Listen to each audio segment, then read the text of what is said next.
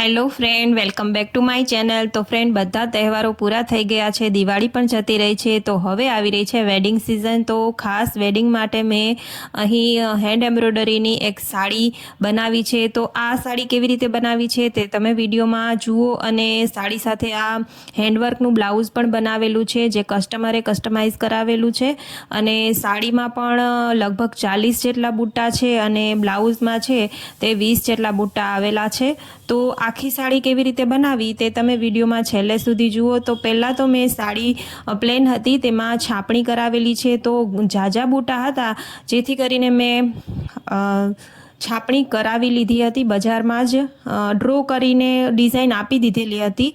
જે છાપણીવાળા ભાઈ હતા તેમને ડ્રો કરી અને ડિઝાઇન આપી દીધેલી, અને તેમણે છાપી દીધેલી આખી સાડીમાં। તો અલગ અલગ છૂટા છૂટા બુટ્ટા કરેલા છે। તો પહેલાં તો આપણે સાડીમાં જે છે તે એક બુટ્ટો બનાવીશું, જેમાં લાઇટ પિંક કલરના ફ્લાવર આવશે અને ડાર્ક પિંક કલરના રોઝ ફ્લાવર આવશે। આવી હેન્ડવર્ક કરેલી સાડી રેડી પણ મળતી હોય છે, પણ ખૂબ જ મોંઘી મળે છે। ઓનલાઈન પણ મળે છે, પણ ભાવ વધારે હોય છે। તો તમે જાતે બનાવશો તો વર્ક પણ સરસ થશે અને સસ્તામાં થઈ જશે। તો હું તો સજેસ્ટ કરીશ કે તમે જાતે જ આવું વર્ક કરો। જો ન આવડતું હોય તો તમે વિડીયોમાં જોઈ અને આ શીખી શકો છો। જ્યારે છાપેલું હોય છે ત્યારે ખૂબ જ ઇઝી થઈ જાય છે કરવાનું।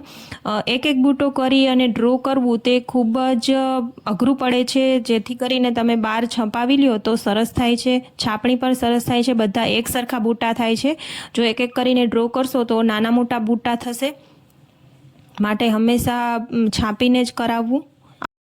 અને જો તમે હજુ સુધી વિડીયોને લાઇક ન કર્યો હોય તો વિડીયોને લાઇક કરી આપો, અને મારી ચેનલ પર ન્યૂ છો તો ચેનલને સબસ્ક્રાઈબ કરી બેલ આઇકનને પ્રેસ કરો, અને વિડીયોને તમારા ફ્રેન્ડ અને ફેમિલીમાં શેર જરૂરથી કરજો। આગળ પણ મેં ઘણા આર્ટના વિડીયો અપલોડ કરેલા છે, તો તમે એ વિડીયો પણ જુઓ। જ્વેલરી તમારે શીખવી હોય તો પણ તમને મારા વિડીયો પર મળી જશે, અને મિરર વર્ક પણ મળી જશે જો તમારે મિરર વર્ક શીખવું હોય તો।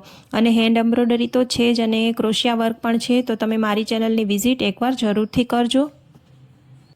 સાડીમાં હંમેશા બ્લાઉઝ કોન્ટ્રાસ્ટ મેચિંગનું તમારે લેવું। જો પ્લેન સાડી હોય તો તેને કોન્ટ્રાસ્ટ મેચિંગનું બ્લાઉઝ લેવું। આમાં ગ્રીન કલરની સાડી છે, તો મેં રેડ કલરનું બ્લાઉઝ લીધેલું છે, એટલે કસ્ટમરે કસ્ટમાઇઝ કરાવેલું છે આ સાડી અને બ્લાઉઝ। તો એ રીતે સરસ લાગે છે કોન્ટ્રાસ્ટ મેચિંગમાં।